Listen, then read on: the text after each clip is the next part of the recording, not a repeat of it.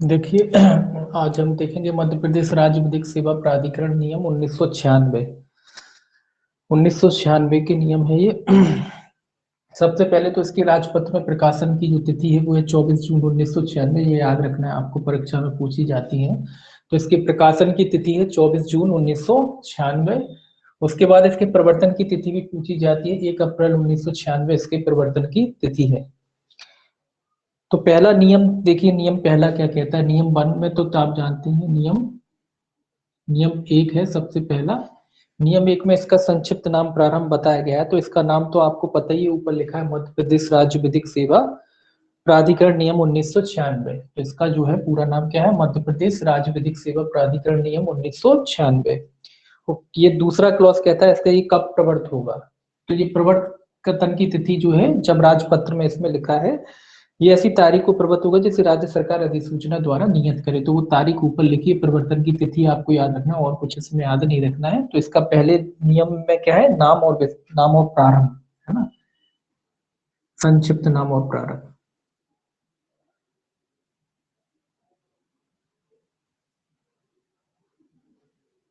केवल इतना ही याद रखना है आपको। पहला नियम कैसे संबंधित है, संक्षिप्त नाम और प्रारंभ से संबंधित है।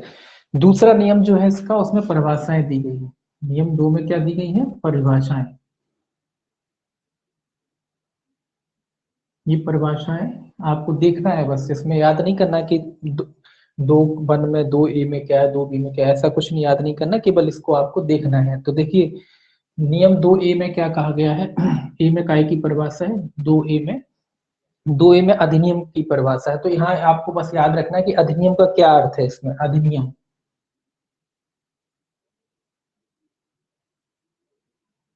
अधिनियम का क्या अर्थ है।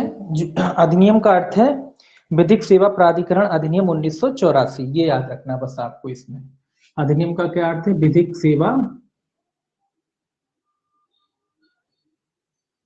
प्राधिकरण अधिनियम, ठीक है, आदर्श अधिनियम, विधिक सेवा प्राधिकरण अधिनियम 1984, ऐसे लिख दीजिए, अधिनियम 1984 शॉर्ट में लिख दिया है। तो इसका ये याद रखना है आपको। अधिनियम का अर्थ क्या है, विधिक सेवा प्राधिकरण अधिनियम 1984। अधिनियम का अर्थ यहाँ है विधिक सेवा प्राधिकरण अधिनियम 1984, बस इतना याद रखना है। अध्यक्ष, नियम 2 बी में क्या बताया गया, अध्यक्ष। अध्यक्ष का क्या अर्थ है, यहाँ ये कहता है कि भाई अध्यक्ष का क्या अर्थ है। तो क्या कहता है, अध्यक्ष से अभिप्रेत राज्य प्राधिकरण का कार्यकारी अध्यक्ष या यथास्थिति जिला प्राधिकरण का अध्यक्ष या यथास्थिति तालुक, तहसील या उपखंडीय विधिक सेवा समिति का अध्यक्ष। तो बस इसमें याद रखना कि अध्यक्ष में कौन कौन होता है, राज्य प्राधिकरण का अध्यक्ष, राज्य प्राधिकरण, प्राधिकरण का अध्यक्ष, केवल नाम नाम लिख दिए तो राज्य प्राधिकरण का अध्यक्ष। दूसरा कहता है जिला प्राधिकरण का अध्यक्ष, जिला प्राधिकरण का अध्यक्ष भी इसके अंतर्गत आता है। और तालुक जो नीचे होते हैं, इस निचले स्तर पर होते हैं तालुक, तालुक जो विधिक सेवा समिति होती है उनके अध्यक्ष। तो तालुक के भी आते हैं, उपखंड के भी, उपखंड के जो विधिक, उपखंड जो होता है एरिया, उसके उपखंड विधिक सेवा समिति होते हैं, उपखंड विधिक सेवा समिति। तो इनके जो अध्यक्ष हैं वो इसके अंतर्गत आते हैं। ये याद रखना, यही पूछा जाता है कि अध्यक्ष का क्या अर्थ है। राज्य प्राधिकरण का अध्यक्ष भी आता है, जिला प्राधिकरण का अध्यक्ष भी आता है, तालुक और उपखंड विधिक सेवा समिति जो है उनके अध्यक्ष भी इसके अंतर्गत आते हैं। अब देखिए अध्यक्ष के बाद है विधि व्यवसायी। नियम 2 सी में जो है विधि व्यवसायी, विधि व्यवसायी यानी अधिवक्ता की बात कह रहा है कि भैया अधिवक्ता कौन होगा, है ना। तो विधि व्यवसायी आपको ये याद नहीं रखना कि 2 सी में दिया गया परवा उसको दिया गया है, ऐसा नहीं याद रखना आपको। केवल अर्थ याद रखना कि विधि व्यवसायी का क्या अर्थ है। तो विधि व्यवसायी का ये अर्थ है, इसमें लिखा है कि वही अर्थ होगा जो अधिवक्ता अधिनियम 1961 में। विधि व्यवसायी का क्या अर्थ है, अधिवक्ता अधिनियम, ये याद रखना बस आपको। अधिवक्ता अधिनियम 1961 में जो अर्थ है वही अर्थ यहाँ भी लगाया जाएगा, बस इतना याद रखना है आपको। अधिवक्ता अधिनियम 1961 में जो अर्थ विधि व्यवसायी का दिया रखा है वही अर्थ यहाँ भी लगाया जाएगा। इसके बाद डी निरसित है, समाप्त है। ई देखिए, ई में क्या दे रखा है, ई में दे रखा है सदस्य। सदस्य का क्या अर्थ है? ई में क्या देखा रखा है? सदस्य। सदस्य का क्या अर्थ है? इसमें लिखा सदस्य से अभिप्रेत है धारा अधिनियम की धारा 6 की उपधारा 2 के खंड ग के अधीन नियुक्त राज्य प्राधिकरण का सदस्य या जैसी भी स्थिति हो। अब ये अधिनियम का अर्थ तो आप पहले ही पढ़ चुके हैं। अधिनियम का क्या अर्थ है? विधिक सेवा समिति, विधिक सेवा प्राधिकरण जो अधिनियम है वो। तो सदस्य का क्या अर्थ हुआ यहाँ? धारा 6 की उपधारा 2 के खंड ग के अधीन नियुक्त, बस ये भी याद मत रखिए, केवल आपको याद रखना राज्य प्राधिकरण का सदस्य। क्या है सदस्य का अर्थ? राज्य प्राधिकरण का सदस्य, राज्य प्राधिकरण का सदस्य। और आगे लिखा है कि यथास्थिति, आगे क्या लिखा है, कहाँ है? जैसी भी स्थिति हो। जैसी भी स्थिति का अर्थ क्या हो रहा है? जैसी भी स्थिति का अर्थ है जैसे जिला प्राधिकरण का अध्यक्ष वो भी आएगा इसमें। ऐसा नहीं कि जिला प्राधिकरण का, अगर जिला प्राधिकरण है तो उसका भी आएगा। जिला प्राधिकरण का कोई अध्यक्ष है वो भी आएगा, और तालुक वगैरह है, ये जैसी भी स्थिति हो उनके सबके अध्यक्ष इसके अंतर्गत आएंगे। ठीक है, तो ये भी याद रखना है। तो अध्यक्ष, सदस्य और सदस्य, वो सारे सदस्य इसके अंतर्गत आएंगे, चाहे वो राज्य प्राधिकरण का सदस्य हो, चाहे वो जिला प्राधिकरण का सदस्य हो, चाहे वो तालुक, उपखंड और विधिक सेवा समिति उनका सदस्य हो, वो सब इसके अंतर्गत आएंगे, सदस्य की परिभाषा में ही आएंगे। ठीक है। ई के बाद देखिए एफ। एफ में दे रखा है, एफ में काय की परिभाषा दे रखी है? सदस्य के बाद सचिव की। कि साहब सचिव में क्या है, सचिव में कौन कौन आता है? तो देखिए सचिव में ये कहता है धारा 6 अधिनियम की धारा 6 के अधीन गठित राज्य विधिक सेवा प्राधिकरण का सदस्य। कौन कौन के सदस्य आएंगे? राज्य विधिक सेवा प्राधिकरण जो होता है उसके सदस्य इसमें आते हैं। इसके अलावा सदस्य सचिव जो है वो आते हैं इसके अंतर्गत। इसके अलावा धारा 8A के अधीन गठित उच्च न्यायालय विधिक सेवा समिति के सदस्य, 8A के अधीन जो इस अधिनियम की बात कर रहे हैं, 8A के अधीन जो है कौन से सदस्य? उच्च न्यायालय विधिक सेवा समिति के सदस्य। उच्च न्यायालय विधिक ही लिखती है, विधिक सेवा समिति के जो सदस्य होते हैं वो भी इसके अंतर्गत आते हैं। अधिनियम की धारा 9 के अधीन गठित जिला विधिक सेवा प्राधिकरण का सदस्य।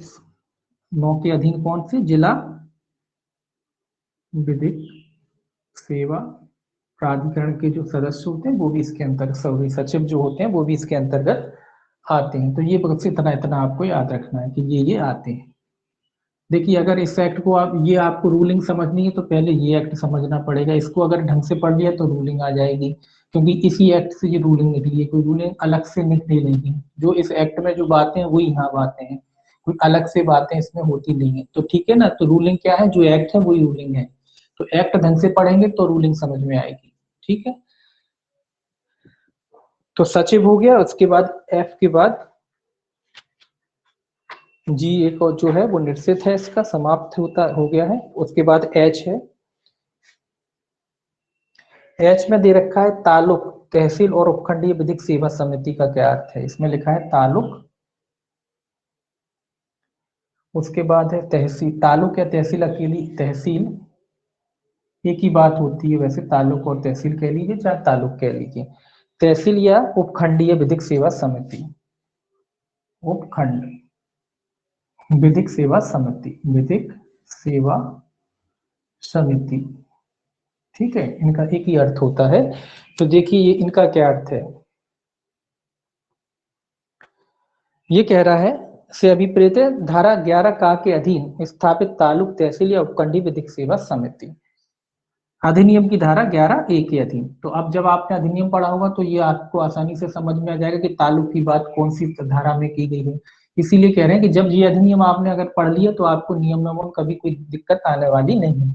इसको आप ढंग से कर लीजिए, नियम आराम से हो जाएंगे, क्योंकि नियम अधिनियम कौन सी बात कर रहा है? विधिक सेवा प्राधिकरण जो अधिनियम है वो। तो उसमें कहाँ पे दी गया है तालुक? 11A में दिया गया है, तो उसके अधीन नियुक्त है ना। तो अगर आपने इनको पढ़ लिया तो आपको ये नियम जो है ठीक से याद हो जाएंगे। तो 11A के अधीन स्थापित तालुक, तहसील या उपखंडीय विधिक सेवा समिति इसके अंतर्गत आती है। ठीक है, अब ये लिखा है दूसरा, अगला इसका आई कहता है कि उन पदों वगैरह का जो इसमें परिभाषित नहीं, कैसे अर्थ लगाया जाएगा। ये कहता है उन परिभाषित ना किए गए समस्त पदों अभिव्यक्तियों का वही अर्थ होगा जो अधिनियम में क्रमशः है। अधिनियम में का अर्थ क्या है यहाँ, विधिक सेवा प्राधिकरण अधिनियम, यानी जो सब यहाँ आए तो है लेकिन परिभाषित नहीं है, उनका अर्थ कैसे लगाया जाएगा, उनका अर्थ इसी अधिनियम के तहत लगाया जाएगा। जो विधिक सेवा प्राधिकरण में जो अर्थ दे रखा है वही अर्थ यहाँ लगाया जाएगा। किस अधिनियम के तहत, ये याद रखना है, विधिक सेवा प्राधिकरण अधिनियम में जो अर्थ दे रखा है वही अर्थ यहाँ भी लगाया जाएगा, कोई अलग से अर्थ नहीं लगाया जाएगा। इसके बाद नियम 3 देखेंगे, थोड़ा सा इसको मिटाने के बाद। ये तो आपकी परिभाषाएं हो गई। नियम जो है 2 परिभाषाएं कहाँ दी गई है, नियम 2 में दे रखी हैं। ये आपको याद रखना है कि नियम 2 में क्या दे रखी है, परिभाषाएं दे रखी है। इसके और इसके प्रवर्तन की तिथि वगैरह ये भी याद रखना है। 1 अप्रैल 1996 को ये प्रवर्त हुए और राजपत्र में प्रकाशित कब हुए, 24 जून 1996 को ये राजपत्र में क्या हुए, प्रकाशित हुए। तो ये आपको याद रखना है दोनों डेटें। अब नियम 3 देखिए, नियम 3 क्या कहता है। नियम 3 काय से संबंधित है, पहले तो ये याद रखिए, राज्य प्राधिकरण के अन्य सदस्यों की संख्या और अनुभव से संबंधित है। बस इतना ही याद रखना है आपको कि जो नियम 3 काय से संबंधित है, राज्य। हेलो हेलो, बोलिए सर, कहाँ पढ़ा रहे, मेरे को मिल ही नहीं रहा है। राज्य विधिक सेवा प्राधिकरण नियम 1996। हाँ, वो मिल गया है मुझको। वो मिल गया आपको। अब तो इसको कहाँ इसके पर नियम देखूं का, मैं? ये नियम नहीं मिले आपको, ये नियम अलग से आते हैं। नियम अलग से हैं कि आपके पास के नहीं है नहीं है मेरे पास। ना, तो वो आपको इसीलिए समझ में नहीं आ रहे। नियम आप खरीदिए, अलग से आते हैं ये नियम, वो एक्ट में नहीं आते, अलग से आएंगे नियम। एक्ट में नहीं दिए ये नियम, ये नियम का अलग से डायरेक्ट आएगा एक पूरे नियमों का। अरे बाप ठीक है, रे, इसी को लिख लेता हूँ मैं तो। हाँ लीजिएगा इनको, इनका अलग से एक्ट आएगा। ठीक है, और जितना है, तभी मैं कह रहा हूँ इसका सिलेबस थोड़ा कुछ मिलता है कुछ नहीं मिलता है, बस इसीलिए। ठीक है, तो ये नियम जो है इसका 3 है। नियम 3 जो है ये काय से संबंधित है, ये नियम 3 है राज्य प्राधिकरण के अन्य सदस्यों की संख्या, अनुभव और योग्यताओं से संबंधित है। राज्य प्राधिकरण के जो अन्य सदस्य हैं, अन्य सदस्यों की, अन्य सदस्यों की संख्या, ये याद रखना है आपको, संख्या, अनुभव और योग्यता, अनुभव और योग्यता, ये आपको याद रखना है बिल्कुल कि नियम 3 में क्या है। इतना ही याद रखना और ज्यादा याद नहीं रखना कि नियम जो 3 है उसमें राज्य प्राधिकरण के जो सदस्य हैं उनकी संख्या, अनुभव और योग्यता के बारे में है या इससे संबंधित है, इतना याद रखना है। अब देखिए ये कहता है, पहला तो इसमें एक पॉइंट जो इंपॉर्टेंट है वो आपको याद रखना है। पहला पॉइंट क्या है कि राज्य प्राधिकरण में 15 से अनधिक सदस्य होंगे। तो कितने सदस्यों से मिलकर बनेगा राज्य प्राधिकरण, ये याद रखना है। कितने सदस्य होंगे, सदस्य, माइक किसका चालू है, माइक बंद कर लीजिए। देखिए सदस्य कितने होंगे, 15। तो 15 से अनधिक सदस्यों से मिलकर के बनेगा, ये इंपॉर्टेंट है, ये याद रखना है आपको कि राज्य प्राधिकरण जो है कितने सदस्यों से मिलकर बनेगा। इसमें कुल 15 सदस्य होंगे, 15 से ज्यादा नहीं होंगे। तो कुल 15 सदस्यों से कम हो सकते हैं, ज्यादा नहीं होंगे। तो ये 15 सदस्यों से मिलकर के बनेगा, ये आपको याद रखना है। अब ये कहता है इसमें दूसरा जो क्लॉज है, इसका क्लॉज कह दिया, दूसरा जो क्लॉज है वो क्या कहता है नियम का, कि इसमें कौन कौन से पदेन सदस्य होंगे, उनकी एक लिस्ट दे रखी है कि कौन कौन से इसमें पदेन सदस्य होंगे, कौन कौन से पदेन सदस्य होंगे, इसकी एक लिस्ट दे रखी है इसमें। तो पहला देखिए, नाम मैं बता देता हूं आपको, अगर नहीं हो एक्ट तो नोट कर लीजिएगा, कोई जरूरत नहीं है आपको एक्ट खरीदने की। वो नाम एक बार पढ़ लेना है ताकि परीक्षा में अगर पूछ ली जाए कि पदेन सदस्य में से कौन सा नहीं है, इस तरीके से पूछेंगे तो आपको अगर पढ़ा होगा तो पता चल जाएगा कि इनमें से ये सदस्य पदेन नहीं है। तो कौन कौन से पदेन सदस्य होते हैं, पहला ए कहता है, देखिए ए कहता है मुख्य सचिव मध्य प्रदेश शासन, ये याद रखना है, ये पदेन सदस्य होते हैं। मुख्य सचिव मध्य प्रदेश शासन, ये इनके पदेन सदस्य, यानी जो भी भारत का जो सॉरी मध्य प्रदेश का जो भी मुख्य सचिव होगा, मध्य प्रदेश का जो भी मुख्य सचिव होगा वो कौन होगा, वो इस समिति का पदेन सदस्य होगा, जो भी होगा वर्तमान में जो भी होगा वो होगा। दूसरा, राज्य का महाधिवक्ता, ये भी याद रखना, राज्य का महाधिवक्ता, ये भी याद रखना है आपको, एक बार पढ़ लेना है, राज्य का महाधिवक्ता। तीसरा है वित्त विभाग का प्रभारी सचिव, ये भी याद रखना है, वित्त विभाग का प्रभारी सचिव, ये कौन होगा, ये भी इसका सदस्य होगा, पदेन सदस्य है ना। अगला कौन होगा इसका पदेन सदस्य, चौथा गृह विभाग का प्रभारी सचिव, गृह विभाग का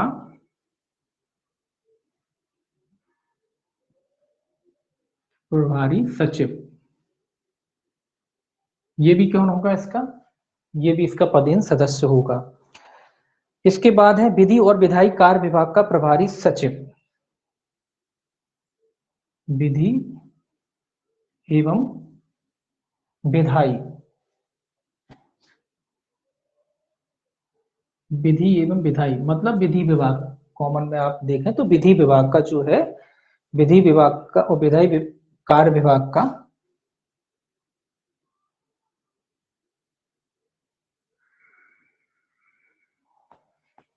कार्य विभाग का प्रभारी सचिव, यहां लिख देते हैं प्रभारी सचिव।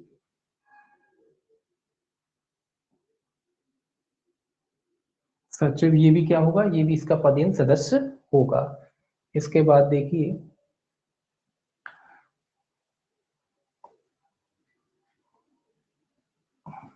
एफ, विधि विभाग हो गया। उसके बाद है मध्य प्रदेश उच्च न्यायालय का रजिस्ट्रार जनरल, तो मध्य प्रदेश उच्च न्यायालय, न्यायालय का कौन होगा, रजिस्ट्रार जनरल जो होता है वो भी इसका पदेन सदस्य होगा।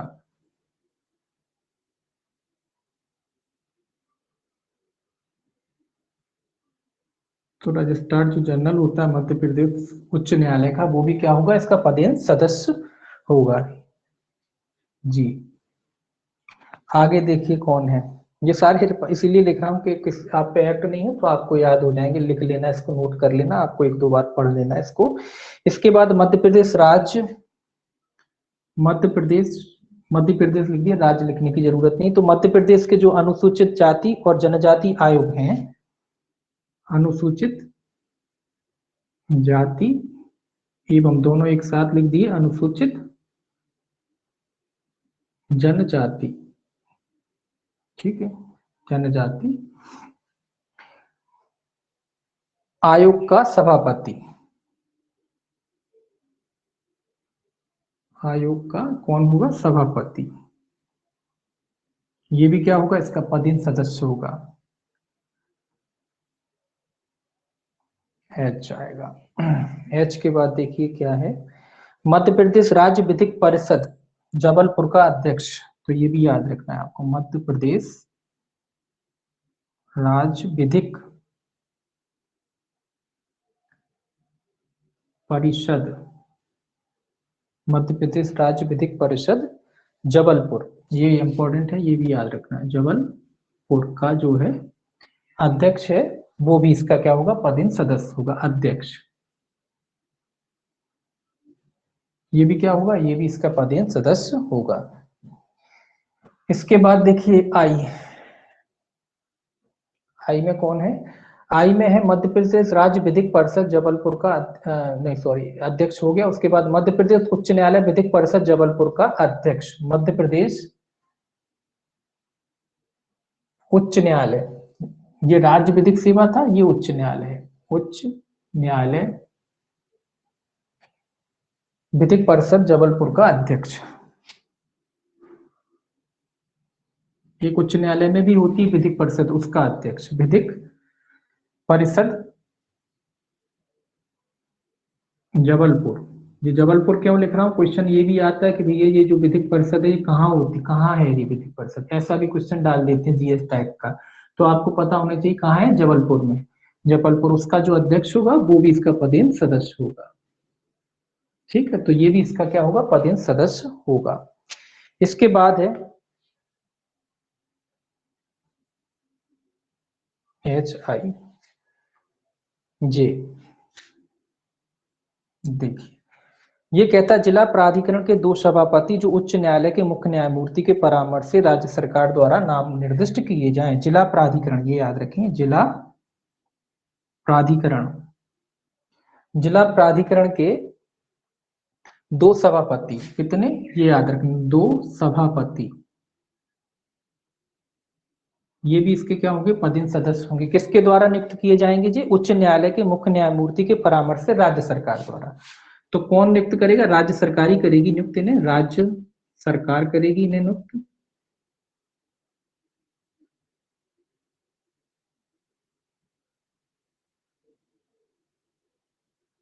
राज्य सरकार इनको नियुक्त करेगी, किसके परामर्श से करेगी, मुख्य न्यायमूर्ति के।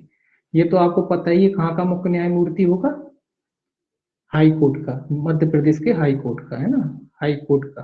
तो ये याद रखना है। तो जिला प्राधिकरण के 2 सभापति भी होंगे इसमें, इसमें क्या कहते हैं, पदेन सदस्य।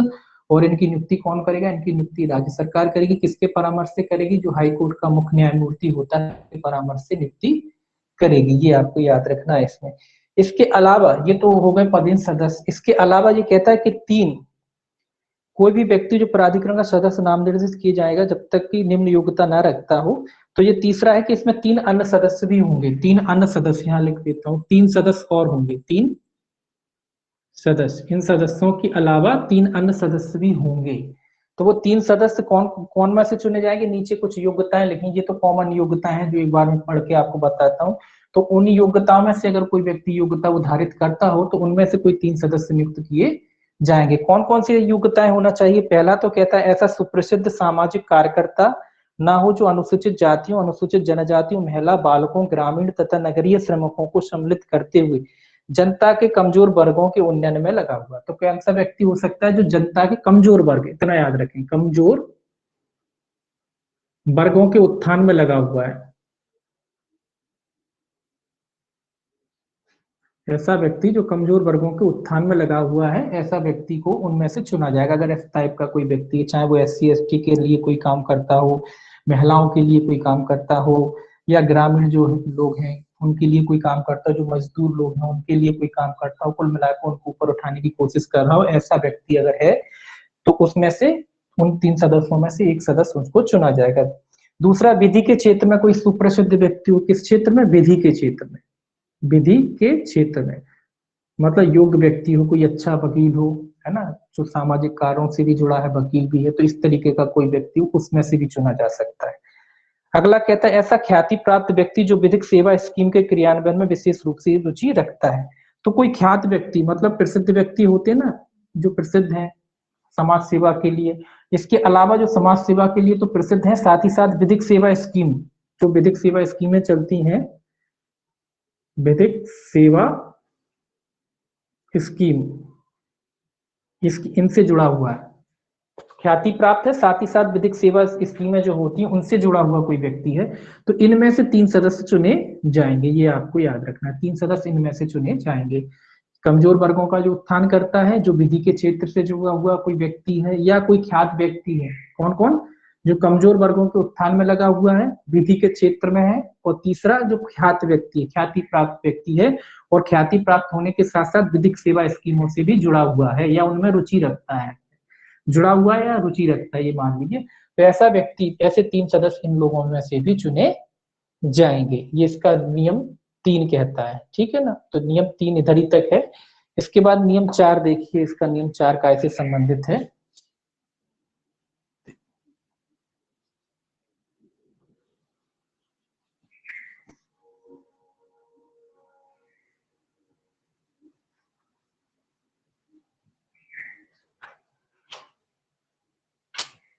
अब देखिए नियम 4, नियम 4, नियम 4 जो है आपका, प्राधिकरण के सदस्य सचिव की शक्तियों और कृत्यों से संबंधित है। प्राधिकरण के जो ऊपर नियुक्ति हुई थी, इनके सदस्य जो सचिव हैं, उनके सदस्य सचिव की शक्तियों और कृत्य, किसके? प्राधिकरण के सदस्य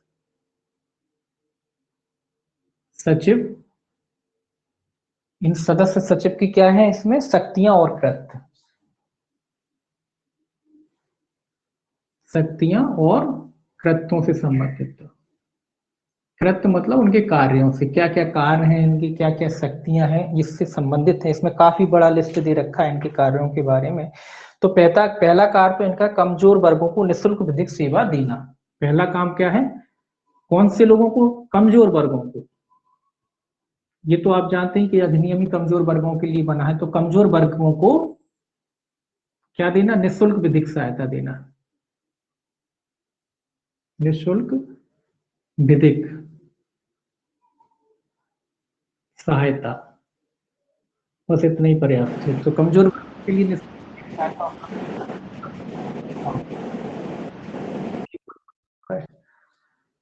नहीं। दूसरा देखिए, दूसरा क्या काम है इनका? राज्य प्राधिकरण द्वारा अनुमोदित विधिक सेवा स्कीमों तथा कार्यक्रम को रूपांतरात्मक तैयार करना, उनको प्रभावी ढंग से मॉनिटर किया जाना तथा कार्यान्वयन को सुनिश्चित करना। तो ये कह रहा है राज्य प्राधिकरण द्वारा जो बनाई जाती है स्कीमें, राज्य प्राधिकरण द्वारा जो भी स्कीमें वगैरह बनाई जाती हैं या अनुमोदित की जाती हैं, क्या बनाई जाती है? स्कीमें।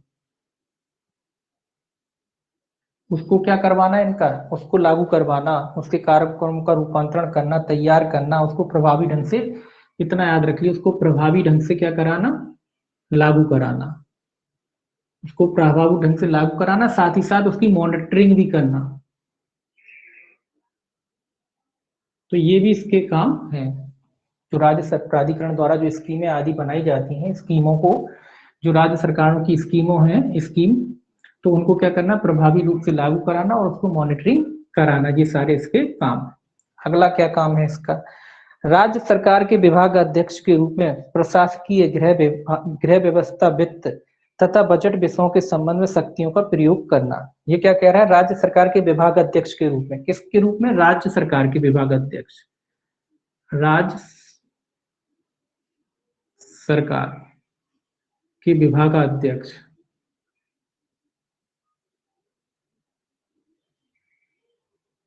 विभाग अध्यक्ष, ठीक है। तो विभाग अध्यक्ष के रूप में क्या करना है इनको?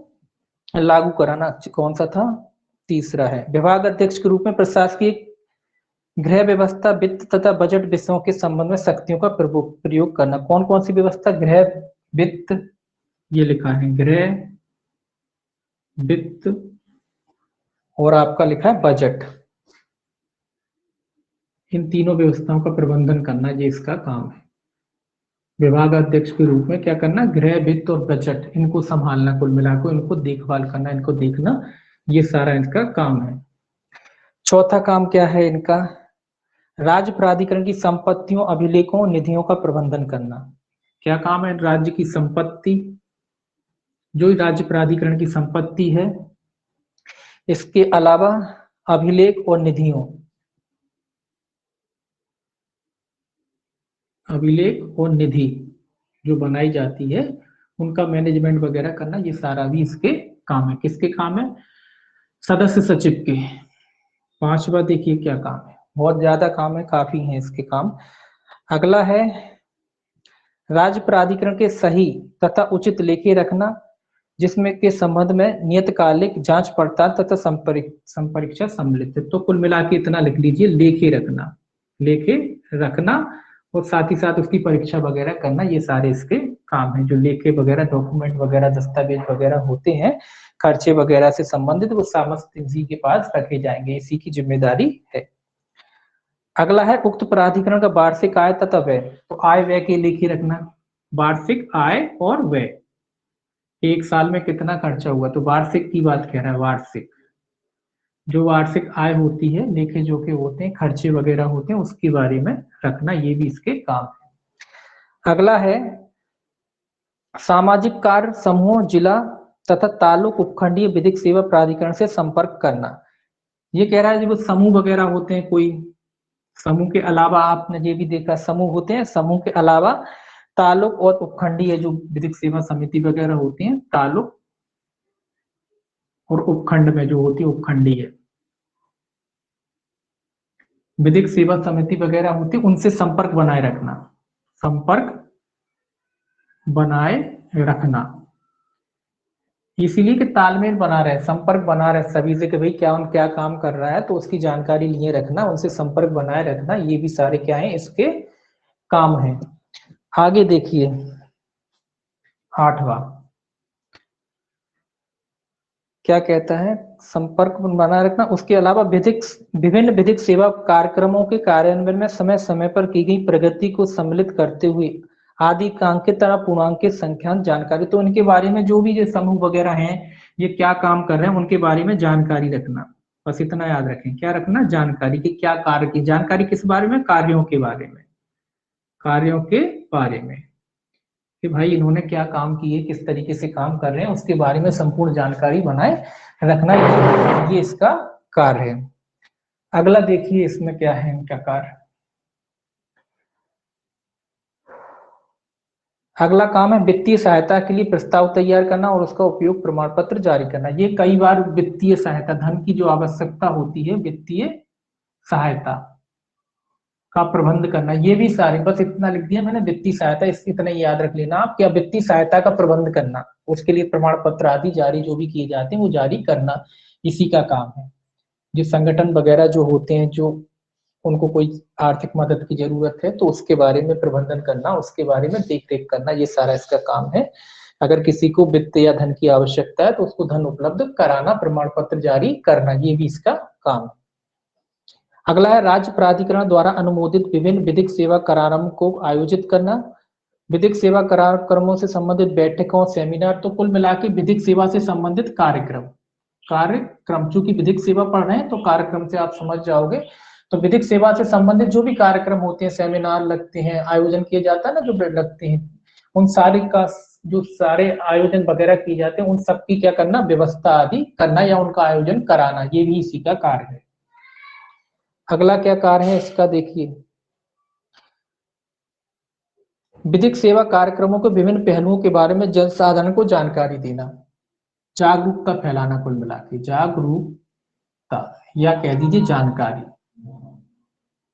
किसको, जनता को, ये याद रखना है। तो ये जो कार्यक्रम वगैरह होते हैं उसका प्रचार करना, जनता को उसकी जानकारी देना कि भैया फलाना प्रोग्राम हो रहा है, उसमें ये मतलब ये बताते हैं ना, तभी तो लोग आएंगे कि भाई किस तरीके से कार्यक्रम होते हैं, किस तरीके से मामलों को निपटाया जाता है, इस सभी की जानकारी वगैरह देना, प्रचार प्रसार करना, ये सारे काम है इसके। अगला काम है विधिक सेवा कार्यक्रम के विभिन्न पहलुओं से जनसाधारण को जानकारी देना, जिसमें सारे साधन आ जाते हैं, रेडियो वगैरह है, टीवी वगैरह है ना, बहुत सारे माध्यम है। इनसे ग्रामीण विवादों को सुलझाने पर जोर देना, ये भी याद रखें, ग्रामीण विवाद, अगर कोई ग्रामीण विवाद है, गांव से संबंधित कोई विवाद है तो उसका निपटारा कराना, ये भी इसका काम है। आगे देखिए क्या काम है, ऐसे कृत्यों का पालन करना जो अधिनियम की धारा 4 का के अधीन बनाई गई स्कीमों के अधीन उसे समुद्देशित किए जाए। तो ये कह रहा है इसकी अधिनियम 4(1) के तहत, यानी विधिक सेवा प्राधिकरण जो अधिनियम है उसकी धारा 4(1) के स्कीमों के तहत,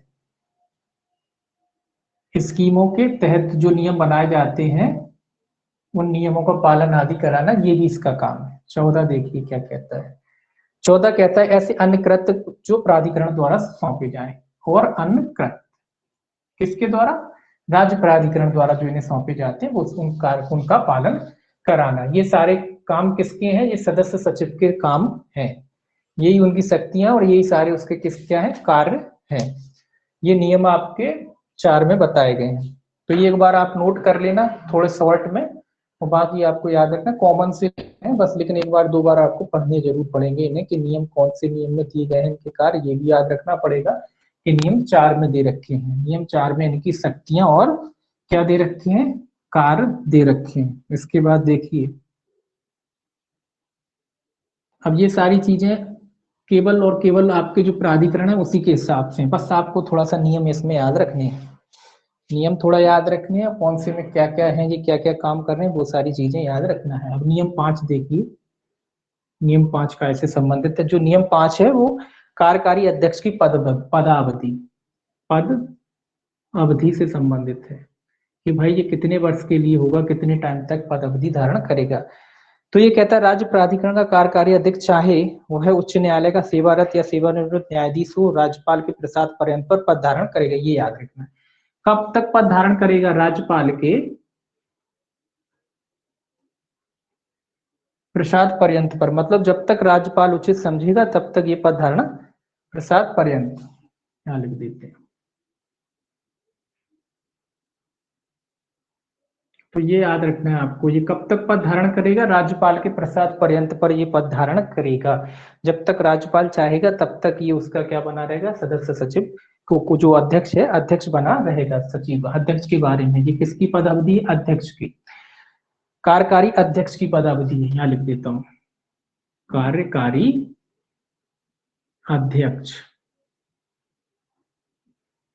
तो कार्यकारी अध्यक्ष के बारे में कह रहा है कि कार्यकारी अध्यक्ष जो होता है उसकी पदावधि क्या होगी, तो कब तक पद धारण करेगा? और राज्यपाल के प्रसाद पर्यंत पर पद धारण करेगा। ये याद रखना है आपको, यही पूछा जाता है, कब तक पद धारण करेगा? राज्यपाल के प्रसाद पर्यंत पर पद धारण करेगा। किसके प्रसाद पर्यंत पर? राज्यपाल के। इसमें कोई अवधि नहीं दे रखी कि 2 साल 3 साल, ये दे रखा है कि राज्यपाल के प्रसाद पर्यंत पर ये अपना पद धारण करेगा।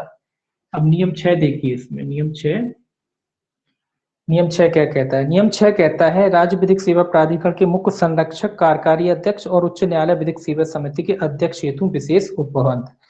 ये किन किन के बारे में है? राज्य प्राधिकरण का जो मुख्य संरक्षक होता है, राज्य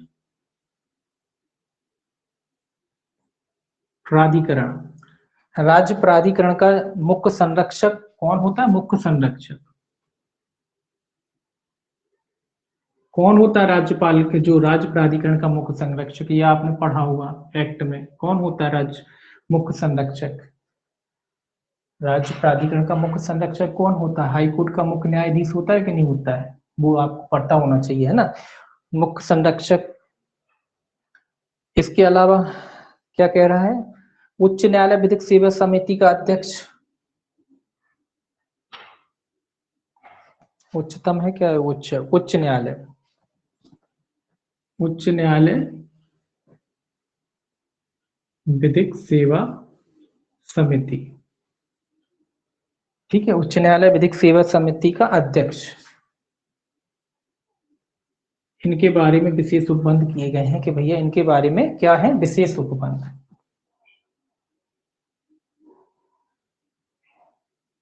क्या क्या विशेष उपबंध है देखिए, इसमें भी काफी दे रखे हैं, 4-5। ये कहता है राज्य विधिक सेवा प्राधिकरण के मुख्य संरक्षक, कार्यकारी अध्यक्ष यदि वे उच्च न्यायालय के वर्तमान न्यायाधीश हों और उच्च न्यायालय विधिक सेवा समिति के अध्यक्ष यथास्थिति राज्य प्राधिकरण अथवा उच्च न्यायालय विधिक सेवा समिति के कार्य के संबंध में की गई यात्राओं के लिए यात्रा भत्ते तथा दैनिक भत्ते के भुगतान के हकदार होंगे और यथास्थिति उक्त प्राधिकरण या समिति द्वारा हाई कोर्ट जज रूल्स 1956 के उपबंधों के अनुसार संदत्त किए जाएंगे।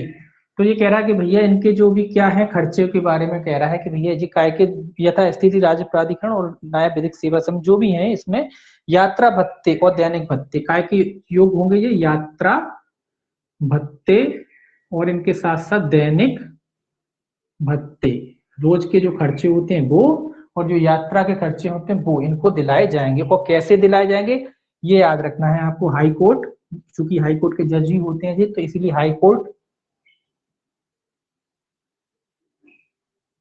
जज, वो बीच में बस इतना ही लिख दिया मैंने, हाई कोर्ट जज रूल्स हैं, रूल्स 1956 में जो तय है उन्हीं के अनुसार इनके जो है खर्चे आदि दिलाए जाएंगे, यात्रा भत्ते और जो खर्चे हैं वो दिलाए जाएंगे। हाई कोर्ट जज और रूल्स है ना, उसके अनुसार ही इनके जो खर्चे भत्ते वगैरह हैं दिलाए जाएंगे। दूसरा कहता है एक मुख्य संरक्षक तथा कार्यकारी अध्यक्ष प्रत्येक को राज्य प्राधिकरण द्वारा एक स्टाफ कार, एक चालक ड्राइवर दिया जाएगा। कार चालक के वेतन तथा भत्तों के साथ साथ कार के रखरखाव मरम्मत के मध्य व्यय उक्त प्राधिकरण द्वारा वहन किए जाएंगे। तो ये इनकी सुख सुविधाओं की बातें हैं। ये क्या कह रहा है? इनके लिए कार भी होगी और ड्राइवर भी होगा। क्या होगा? कार और ड्राइवर भी होगा इनके लिए। एक कार भी उपलब्ध कराई जाएगी, एक ड्राइवर भी उपलब्ध कराया जाएगा, और उसके जो खर्चे कौन उठाएगा? राज्य प्राधिकरण। कौन देगा इनके खर्चे? राज्य प्राधिकरण द्वारा दिए जाएंगे। इनके खर्चे वगैरह किसके द्वारा दिए जाएंगे? राज्य प्राधिकरण के द्वारा दिए जाएंगे। इसी में अगला है अध्यक्ष उच्च न्यायालय विधिक सेवा समिति द्वारा एक स्टाफ कार्ड, ये दोनों में एक ही है। अगला है उपनियम 2 के अधीन उपलब्ध कराई गई कार के लिए पेट्रोल के उपभोग की सीमा 200 लीटर प्रति माह। ये याद रखेंगे कि जो इनको भैया कारें उपलब्ध कराई बगैर पेट्रोल के तो कार चलती नहीं, तो 200 लीटर मंथली मिलेगा, माह इनको क्या दिया जाएगा? पेट्रोल डीजल जो भी से जिससे भी चलती है वो, अगर पेट्रोल से चलती तो पेट्रोल, डीजल से चलती तो डीजल इनको उपलब्ध कराया जाएगा। कितने लीटर? 200 लीटर महीने का इनको डीजल भी मिलेगा। ठीक है। चौथा देखिए क्या कहता है। चौथा कहता है राज्य विधिक सेवा प्राधिकरण के मुख्य संरक्षक कार्यकारी अध्यक्ष, राज्य विधिक सेवा प्राधिकरण तथा अध्यक्ष उच्च न्यायालय विधिक सेवा समिति प्रत्येक को एसटीडी सुविधा सहित टेलीफोन और निवास स्थान पर सुसज्जित कार्यालय उपलब्ध कराया जाएगा। उसमें से प्रत्येक 1000 रुपये प्रति माह सत्कार पाने का हकदार होगा। तो ये कह रहा भैया ऑफिस, अब इनको ऑफिस की जरूरत होगी तो उसकी भी व्यवस्था की जाएगी, जो इनके अध्यक्ष वगैरह हैं। तो ये कह रहा है पहले तो एसटीडी वाला टेलीफोन की बात कह रहा है, टेलीफोन, और टेलीफोन भी कैसा है? एसटीडी वाला। तो टेलीफोन पहले चलते थे, अब तो ठीक है, लेकिन अभी भी टेलीफोन एक उपलब्ध होगा इनके लिए। टेलीफोन के बाद कार्यालय कह दीजिए इनका, कार्यालय। कार्यालय मतलब ऑफिस से है, यहाँ इनको एक घर में ही ऑफिस बना के दिया जाएगा, वो भी सुसज्जित, मतलब सब सुविधाओं से युक्त एक ऑफिस बनाया जाएगा। इसके अलावा कार्यालय खर्चा होता है ना, जिस स्टेशनरी खर्चा जिसे कहते हैं, तो 1000 रुपये इनको मासिक वो भी दिया जाएगा, मासिक। स्टेशनरी तो लगती है ना, पेन, किताबें, कॉपी, है ना, ये सारी चीजों के लिए इनको 1000 रुपये वो स्टेशनरी का खर्चा वो भी दिया जाएगा। तो ये इसका नियम रूल जो है 6 कहता है। ये मुख्य जो इनके विशेष उपबंध है राज्य प्राधिकरण के मुख्य संरक्षक और उच्च न्यायालय विधिक सेवा समिति के जो अध्यक्ष होते हैं उनके बारे में। तो उनको यात्रा भत्ता दिया जाएगा, कार भत्ता दिया जाएगा, और कार का महीने का कितने लीटर डीजल दिया जाएगा? 200 लीटर महीने का। इसके अलावा कार्यालय भत्ता कितना दिया जाएगा? 1000। तो यहाँ 2 चीजें याद रखने लायक हैं, जो आप ये कि 200 लीटर प्रति माह इनको डीजल दिया जाएगा, और 1000 रुपये उनको जो है क्या कहते हैं, कार्यालय का खर्चा दिया जाएगा, सत्कार भत्ता जिसे कहते हैं, या कह लीजिए स्टेशनरी का जो भत्ता होता है वो उनको 1000 रुपये प्रति माह के हिसाब से दिया जाएगा। ठीक है। इसके बाद देखिए, इसको मिटा लें, फिर आगे देखिए।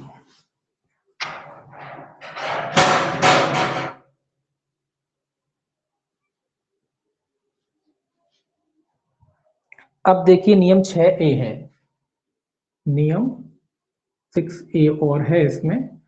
6A जो है जिला विधिक सेवा प्राधिकरण के अध्यक्ष तथा तालुक विधिक सेवा समिति के अध्यक्ष के बारे में विशेष उपबंध करता है।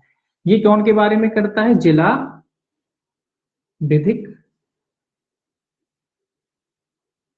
सेवा समिति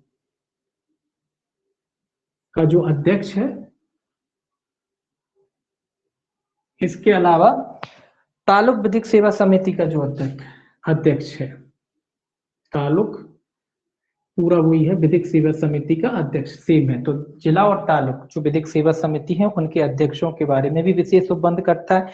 इनके बारे में देख लीजिए, विचारों के बारे में एक ही लाइन लिखी है इन्होंने। ये रहता है जिला विधिक सेवा प्राधिकरण के अध्यक्ष और तालुक तहसील उपखंडीय विधिक सेवा समिति के अध्यक्ष क्रम से 500 रुपये प्रति माह तथा 300 रुपये प्रति सत्कार भत्ता पाने के हकदार होंगे। तो इनको कितना मिलेगा? 500 रुपये प्रति माह। इनको कितना मिलेगा? 500। कौन को? जिला वालों को मिलेगा 500 रुपये। जिले, पहला जिला है ना, तो जिले वालों को कितना मिल रहा है? 500 रुपये मिलेगा इन्हें खर्चा ऑफिस का। और तालुक वालों को कितना मिलेगा? 300 रुपये। बस इतना याद रखना है, 300 रुपये प्रति माह, 300 रुपये। ठीक है, 300 रुपये ये तालुक वालों को मिलेगा। तालुक है, उपखंड है, उनको मिलेगा 300 रुपये, ये याद रखना है। इनको सत्कार भत्ता कितना मिल रहा है? सत्कार स्टेशनरी वाला ऑफिस का भत्ता कहते हैं, सत्कार भत्ता लिख लीजिए, सत्कार भत्ता। तो सत्कार भत्ता इन्हें कितना मिल रहा है? जिले वालों को तो मिल रहा है 500 रुपये महीने का, और इनको कितना मिल रहा है? 300 रुपये महीने का। ये याद करना है आपको, ये भी पूछ लिए जाते हैं। तो जिले वालों को 500 रुपया मिल जाएंगे और इनको 300 रुपया महीने के मिलेंगे सत्कार भत्ता। ठीक है। नियम 7। नियम 7 देखिए क्या कहता है। नियम 7 कहता है कार्यकारी अध्यक्ष की सेवा शर्तें उस दशा में जबकि वह उच्च न्यायालय का सेवानिवृत्त न्यायाधीश है। अब ये कह रहा है कि कार्यकारी अध्यक्ष, मान लीजिए कौन सा? कार्यकारी अध्यक्ष की बात कह रहा है।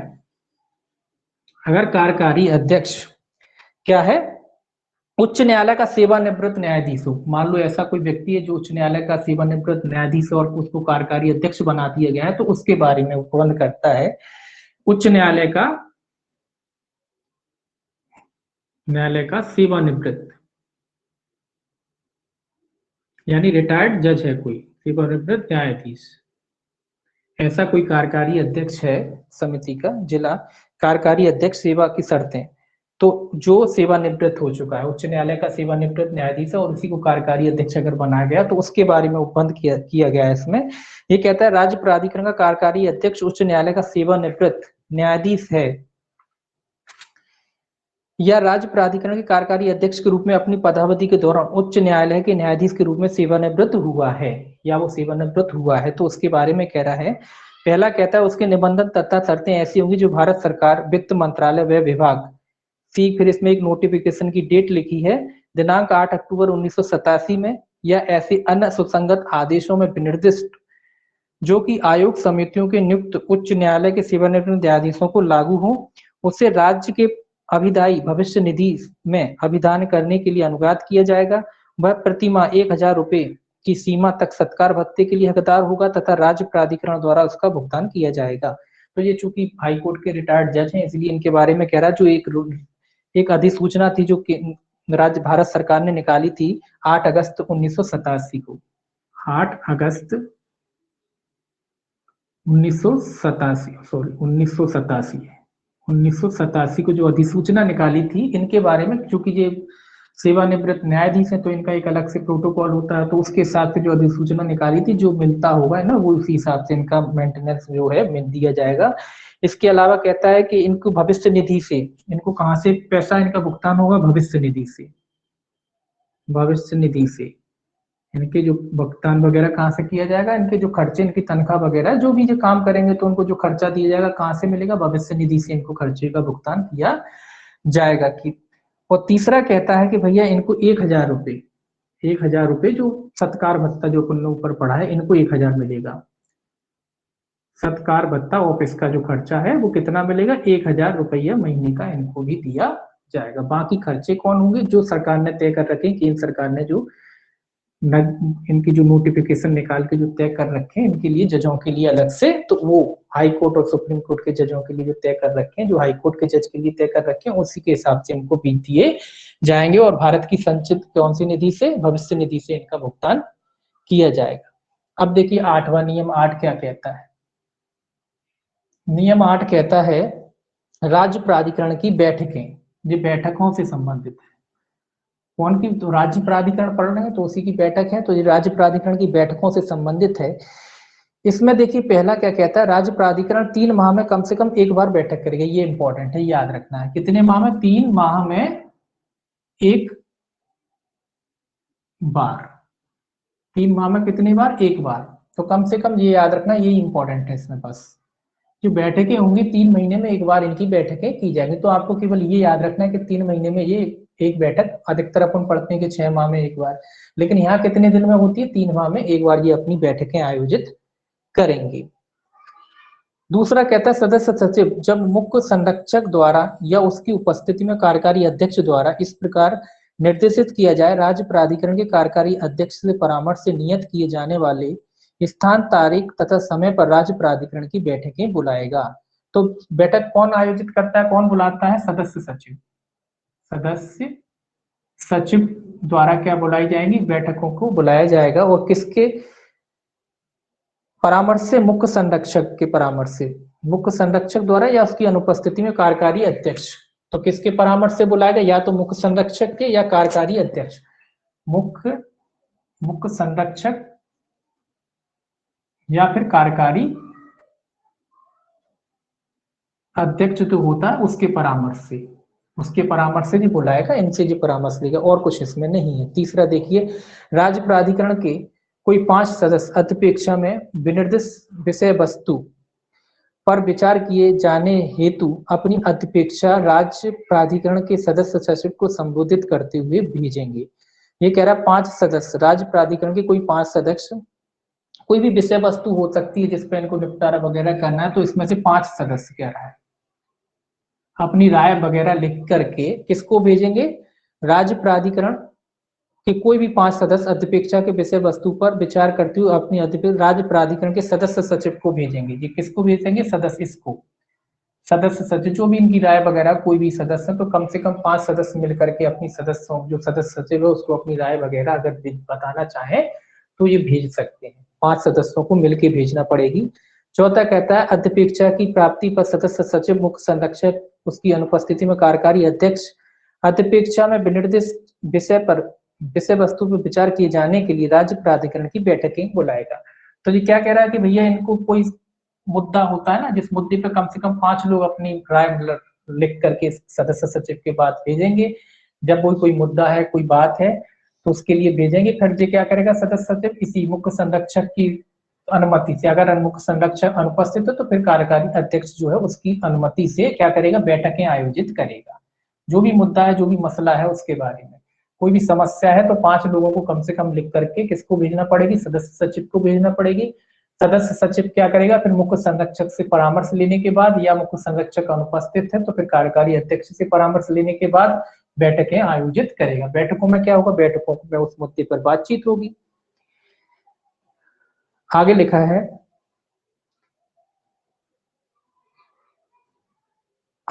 कि अगर मान लीजिए यहाँ तो ये सदस्यों ने अपनी कोई समस्या लिख के भेज दिया, परंतु कहता है इसमें कि अगर मान लो 1 महीने के अंदर ही कोई बैठक होने वाली है, 1 माह के भीतर ही कोई बैठक होने वाली है, तो फिर अलग से बैठक, ये कह रहा है 1 माह के भीतर होने जा रही, तो अध्यपेक्षा में वर्णित विषय वस्तु मुख्य संरक्षक, तो ये कह रहा है कि भैया 1 माह में जब अलग से बैठक होने जा रही, तो कुल मिला के इतना ध्यान रखिए कोई अलग से बैठक बुलाने की जरूरत नहीं है। उसी बैठक में क्या कर लिया जाएगा, इनकी जो बात है उसको शामिल कर लिया जाएगा, है ना।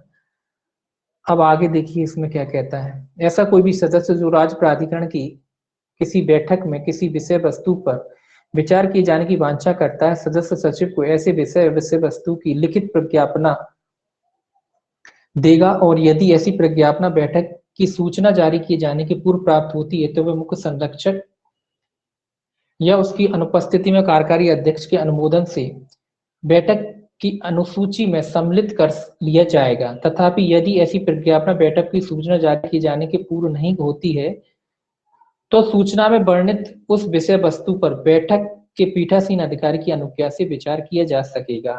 ये अब क्या कह रहा है, कोई व्यक्ति बात उठाना चाहता है, अपना कोई सदस्य सचिव ऐसे विषय वस्तु को लिखित में अपने क्या किसको देगा, वो लिखित प्रज्ञापना में उसकी अनुपस्थिति कार्यकारी जो अध्यक्ष वगैरह है मुख्य संरक्षक को देगा। सबसे पहली बात, कोई जो भी बात उठाना चाहता है मुख्य संरक्षक, सबसे पहले तो मुख्य संरक्षक को दिया जाएगा। अगर मुख्य संरक्षक अनुपस्थित है तो कार्यकारी अध्यक्ष, कार्यकारी जो उसका अध्यक्ष है उसको दिया जाएगा।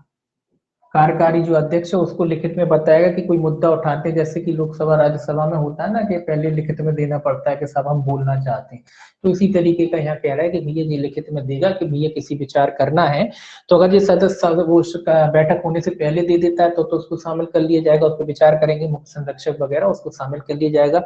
अगर उसके बाद होता है तो उसका जो भी पीठासीन अधिकारी होता है उसकी अनुज्ञा से उसे शामिल किया जा सकता है। जो भी बैठक का पीठासीन अधिकारी होगा उसकी अनुज्ञा से शामिल किया जाएगा, अन्यथा फिर नहीं किया जाएगा।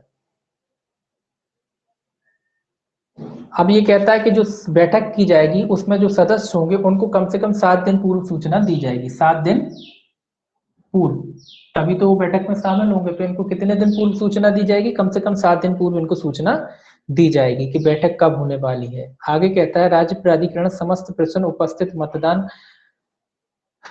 बैठक की गणपूर्ति।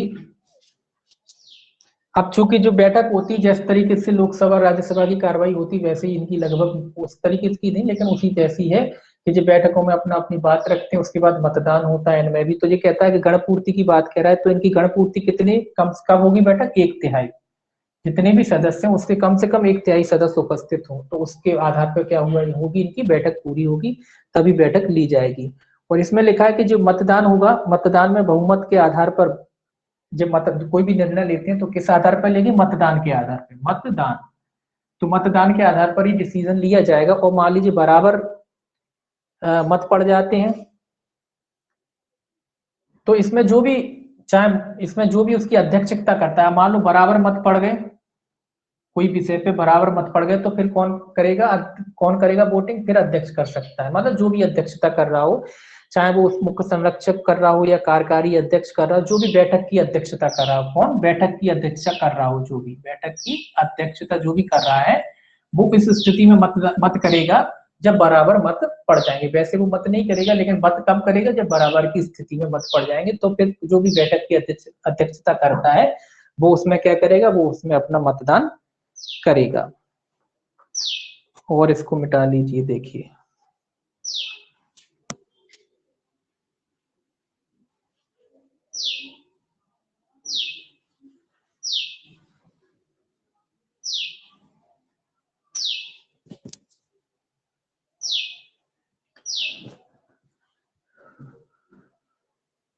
अब है नियम 9।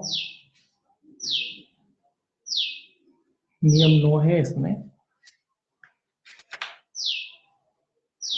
नियम 9 जो है, राज्य प्राधिकरण सदस्यों तथा सदस्य सचिव पदावधि और उनसे संबंधित अन्य शर्तें हैं। जो राज्य प्राधिकरण के सदस्यों, सदस्य सचिव की पदावधि, राज्य प्राधिकरण जो है उनके सदस्य सचिव,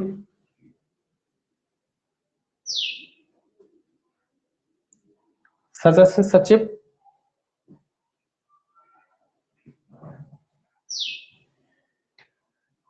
की पदावधि और उससे संबंधित पद की अवधि, पदावधि और शर्तें इससे संबंधित है। पदावधि और उससे संबंधित अन्य जो शर्तें हैं उससे संबंधित है, कितनी अवधि के लिए होंगे।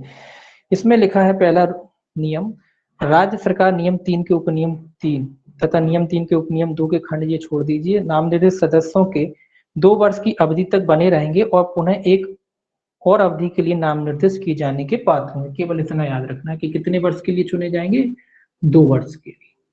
इनकी नियुक्ति कितने वर्ष के लिए होगी, 2 वर्ष के लिए इनकी नियुक्ति होगी। और एक बार पुनः मतलब दोबारा भी चुने जा सकते हैं। एक बार और मतलब 2 बार से ज्यादा नहीं, एक बार है, एक बार और चुने जा सकते हैं, इसके बाद नहीं चुने जाएंगे, है ना। तो एक कोई व्यक्ति जो है सदस्य सचिव कितनी बार बन सकता है, 2 बार, दूसरी बार तीसरी बार नहीं बनेगा। तो कितने बार बन सकते हैं, 2 बार। 2 वर्ष के लिए इनकी नियुक्ति होती है और उसके बाद अगर कार्यकाल हो जाए तो एक बार और इन्हें चुना जा सकता है, उसके बाद नहीं। कितने वर्ष, तो कितने बार चुने जा सकते हैं, 2 बार। कोई व्यक्ति कितने बार चुना जा सकता है, 2 बार चुना जा सकता है। अब तीसरा इसका जो नियम कहता है कि भैया इनको किन आधारों पे हटा सकते हैं इनके पद से, ये तो इंपॉर्टेंट है, ये याद रखना है आपको, है ना। इनको हटाने की शर्तें, हटाने की तो कॉमन शर्तें होती हैं जो सब में होती हैं, वही इनकी मैं दी रखी है कि इनको हटाया जा सकता है। राज्य प्राधिकरण के किसी नामनिर्देशित सदस्य को हटा सकेंगे। कौन हटा सकेगा, राज्य सरकार। कौन हटा सकता है इनको पद से, राज्य सरकार। किसके परामर्श से, हाई कोर्ट के मुख्य न्यायमूर्ति के परामर्श से। ये तो आपको याद रखना है। तो यहाँ से जो भी काम करेगी राज्य सरकार, ये आप याद रख लो कि हाई कोर्ट का जो मुख्य न्यायमूर्ति है उसके परामर्श से ही करेगी। हाई कोर्ट का जो मुख्य न्यायमूर्ति है, न्याय, ठीक है, मूर्ति, इतना ठीक है। तो न्यायमूर्ति के काम परामर्श से ही राज्य सरकार सारे काम इसमें करेगी। तो ये तो आप याद के रखिए। तो यहाँ राज्य सरकार उसको पद से हटा सकती है। पहला तो वही शर्त है जो आपने प्राधिकरण में जो शर्तें पढ़ी थी, सेम वही शर्तें हैं। जे बिना किसी पर्याप्त कारण के लगातार 3 सम्मेलनों में उपस्थित नहीं हुआ, तो 3 बैठकों में लगातार अनुपस्थित रहा है। कितनी बैठकों में, 3 बैठकों में लगातार, और कैसे, लगातार अनुपस्थित रहा है, तो इसको हटाया जा सकता है कि भाई ये कोई मतलब का व्यक्ति नहीं। दूसरा क्या कहता है, ये तो आप जानते हैं, दिवालिया हो गया है। क्या हो गया, दिवालिया। दिवालिया न्याय निर्णित कर दिया है तो भी उसको उसके पद से हटाया जा सकता है।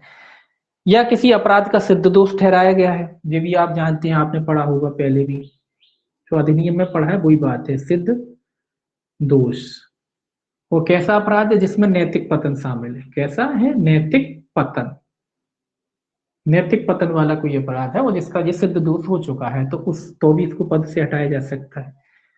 और किस लिए है, शारीरिक रूप या मानसिक रूप से अयोग्य हो गया है, ये भी आप जानते हैं,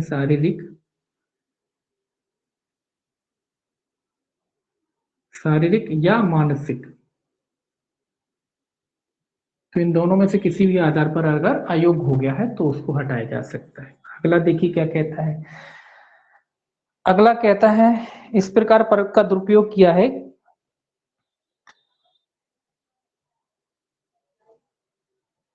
या पद का दुरुपयोग किया, ये कहता है पद का दुरुपयोग किया है, अपने पद का दुरुपयोग किया है और राज्य सरकार को लगता है कि अब इस व्यक्ति को इसके पद पर बने रहना उचित नहीं है, तो इन सब आधारों में से किसी भी आधार पर उसे क्या किया जा सकता है, उसे उसके पद से हटाया जा सकता है। अगला ये कहता है इसमें कि कोई भी जो है अपना हस्ताक्षर से लेख राज्य प्राधिकरण से त्यागपत्र दे सकेगा और ऐसे त्यागपत्र की तारीख से वह राज्य सरकार द्वारा स्वीकृत कर लिया जाए अथवा त्यागपत्र की तारीख से 30 दिन का अवसान होने पर दोनों में से जो भी पूर्वतरो प्रभावशील होगा। तो ये कह रहा है भैया त्यागपत्र दे सकता है, जो अपने त्यागपत्र से भी हट सकता है। त्याग पत्र किसको सौंपेगा, ये त्यागपत्र सौंपेगा प्राधिकरण को। कोई सदस्य राज्य सरकार को संबोधित करते हुए किसको संबोधित करेगा, राज्य सरकार को। राज्य सरकार को संबोधित करते हुए अपना त्यागपत्र जी प्राधिकरण को सौंप देगा। ठीक है, उसके बाद राज्य सरकार ये कह रहा है कि कब से फिर ये पद पे नहीं रहेगा, 30 दिन के बाद से। या तो राज्य सरकार पहले 30 दिन के पहले स्वीकृत कर ले तो उस दिन से नहीं रहेगा, या फिर 30 दिन के बाद से ये अपने पद पर नहीं बना रहेगा। तो 30 दिन तक रहेगा, 30 दिन बाद ये अपने आप जब त्यागपत्र दे दिए तो हट जाएगा। या फिर राज्य सरकार को तुरंत भेजा और राज्य सरकार ने तुरंत इसका एक्सेप्ट कर लिया, तो जिस दिन से एक्सेप्ट किया उसी दिन से ये क्या हो जाएगा, अपने पद से हट जाएगा। ठीक है, अगर त्यागपत्र देता है तो। अगला कहता है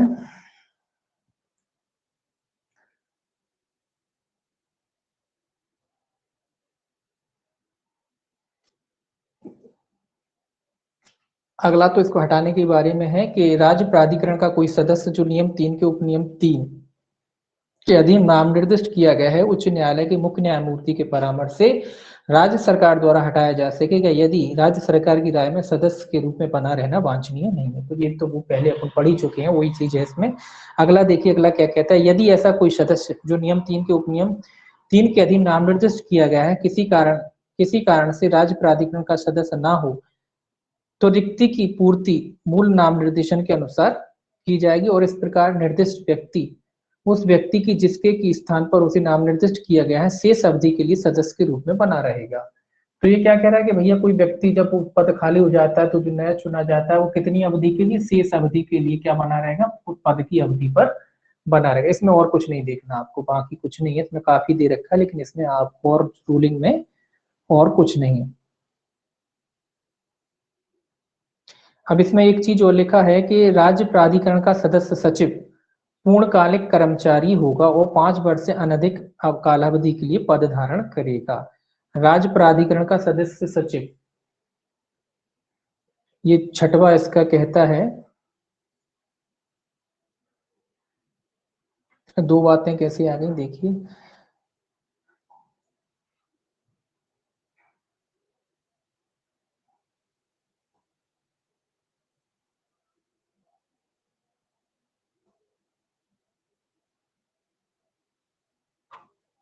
अच्छा ठीक है ठीक है ठीक। 2 वर्ष से दो बातें नहीं है, ये कह रहा राज्य जो 2 वर्ष जो अवधि है वो काय के लिए, सदस्य सचिव के उसके सदस्य के लिए, समिति के जो सदस्य हैं उनके लिए ये अवधि है कितनी वर्ष की, 2 वर्ष की। और ये कह रहा है जो सदस्य सचिव है, जो ऊपर लिखा हुआ है सदस्य सचिव राज्य प्राधिकरण का जो सदस्य सचिव है उसके लिए कह रहा है कि भाई ये पूर्णकालिक सदस्य होगा, पूर्णकालिक सदस्य होगा, ये पूर्णकालिक सदस्य होगा। 6वां इसका नियम कह रहा है कि 5 वर्ष से अनधिक कालावधि के लिए पद धारण करेगा। तो कितने वर्ष के लिए, 5 वर्ष तक के लिए ये क्या करेगा, पद धारण करेगा। जो सदस्य लोग हैं वो 2 वर्ष के लिए करेंगे और जो सदस्य सचिव है उसके बारे में कह रहा है कि जो सदस्य सचिव जो है 5 वर्ष के लिए क्या करेगा, पद को धारण करेगा। तो ये 2 अलग अलग अवधियां हैं। जो सदस्य है वो क्या करेगा, एक बार पुनः नियुक्ति का पात्र होगा और जो सदस्य, इसके बारे में कुछ नहीं लिखा है कि दोबारा जो नियुक्ति का पात्र होगा कि नहीं होगा। तो ये दोबारा नियुक्ति का ये सदस्य सचिव नहीं होगा। सेवा निवृत्ति की आयु, पेंशन, भत्ते वगैरह वो कह रहा है कि जो राज्य प्राधिकरण द्वारा प्रतिनियुक्ति पर होगा, तो राज्य शासन द्वारा, जो राज्य प्राधिकरण द्वारा जो तय किए जाएंगे उसी के हिसाब से इनको दिलवाए जाएंगे, जो इनके सेवा नियम वगैरह है उसी हिसाब से इनको दिलवाए जाएंगे भत्ते आदि। एक और देख लीजिए, बहुत लंबे लंबे हैं इसमें नियम रूलिंग, देखिए 10वां और देख लीजिए।